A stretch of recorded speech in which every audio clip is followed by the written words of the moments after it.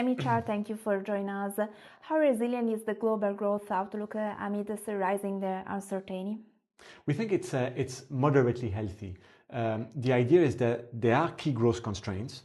There are tariffs, there is uncertainty that comes from US politics, there is obviously the midterm elections in the US. But the important point for the global expansion is that there are key growth offsets.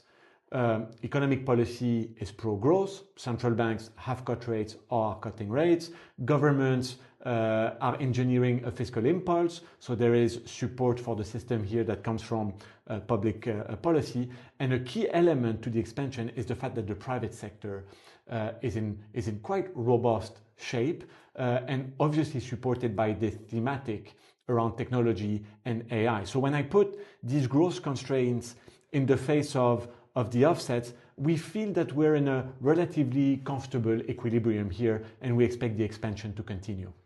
So how are politics, central banks and fiscal policy shaping markets today?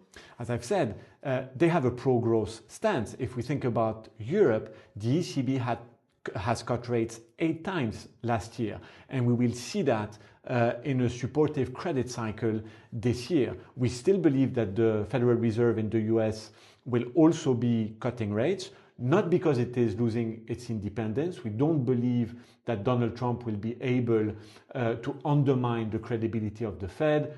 It's working under a majority framework, so we think that allows the Fed to remain credible. So overall, central banks and government are making sure that this economic expansion continues, and especially in one area that we haven't mentioned, which is China. The Chinese authorities will also be doing more this year to make sure that Chinese growth is relatively well supported. So that is a key support factor coming from central banks and fiscal policy.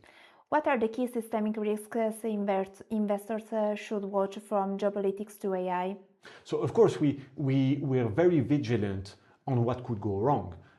One of the first risks that we monitor is recession risk if we have a break in labor market. For now, we have no red flags. Labor markets, consumption pattern are still consistent with continued expansion. So that is something that we feel reassured about, but we're very vigilant.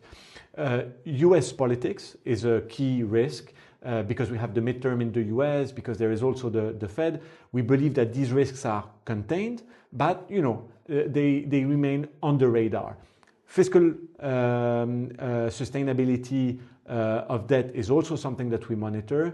We feel that private savings offset public deficit. So for now, it is only a risk. We don't see a fiscal crisis this year. We're not in the camp of an AI bubble, but it's obviously an excess in valuation that we're monitoring. We feel that the competition is fierce, that it is still leading everyone to do a lot of capex. There is a lot of profits in that sphere as well. So a risk, but not a base case that there is a bubble. And finally, and more importantly, is obviously geopolitics that we're watching closely. But for now, energy markets are ample, energy prices are low, supply chains are working, and so the economy is managing to look through that geopolitical risk for now. So thank you, Mr. Samy Chaar, for joining us. Thanks to you.